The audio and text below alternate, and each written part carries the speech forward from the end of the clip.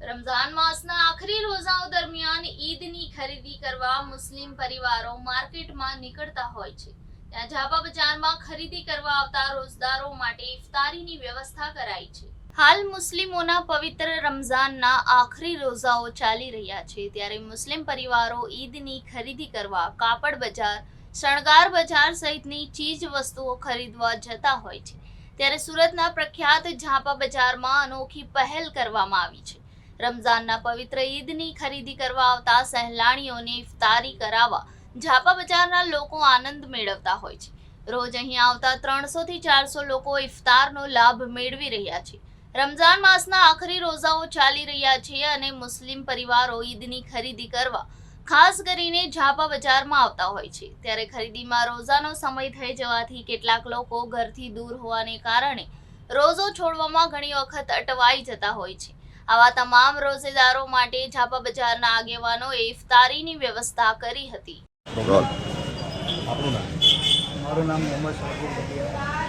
સતીભાઈ, કેટલા વર્ષોથી ઇફતારનું આયોજન કરો? આ ઇફતારનું આયોજન તો 2 વર્ષથી કરી રહ્યા છીએ અમે લોકો, અને આ કોઈ અમારું કોઈ પ્રોફેશનલ હતું નથી, બસ સમાજ સેવા માટે અને પબ્લિક માટે કરી રહ્યા છે। કારણ કે અહીંયા પબ્લિક બધા અલગ અલગ ગામથી, અલગ અલગ જુદા જુદા શહેરથી આવે છે। એ લોકોને ઇફતારની તકલીફ ઘણી બધી પડે છે, મસ્જિદોમાં જગ્યા નથી હોતી। એ કારણે અમે લોકો એક મોહિમ ચલાવ્યું છે। અમે લોકો એમ વિચારે છે કે ભાઈ દરેક મોહલ્લામાં, મુસ્લિમ વિસ્તારોમાં, દરેક મોહલ્લા ગલીમાં એવી રીતે બધા લોકો, કંપની હોય કે કોઈ ફ્રેન્ડ સર્કલ આવી રીતે કરે તો વધારે સારું રહેશે। કેવી રીતે તમારો આઈડિયા આવ્યું કે આ બહારથી લોકો મુસાફરો આવે છે આ રીતના કરી શકે?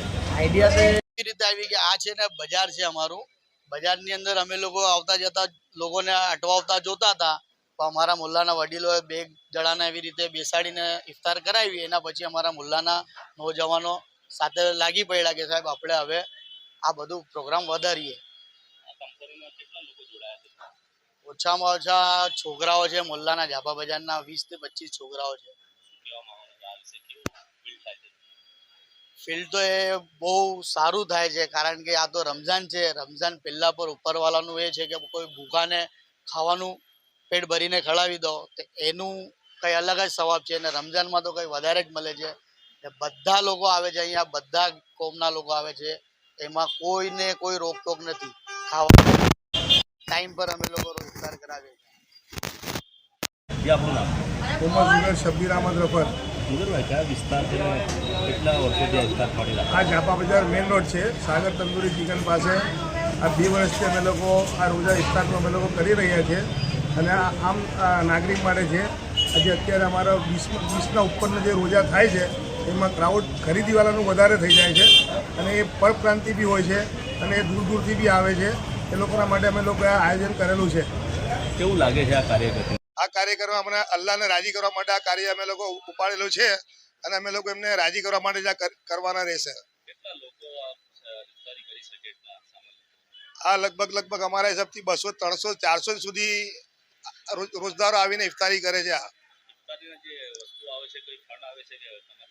ના, ફંડ અમે લોકો લેતા નથી, એ કોઈ આપે છે ખુશીથી તો અમે લોકો સ્વીકાર કરીએ છીએ, બાકી અમે લોકો પોતે જ પૂરો ખર્ચો ઉપાડીએ છીએ।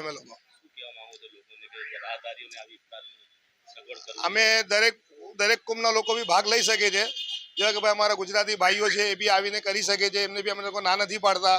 મુસલમાન બી આવે છે, બધા કોઈ બી કોમના મતલબ આવીને ઇફતાર કરી શકે છે।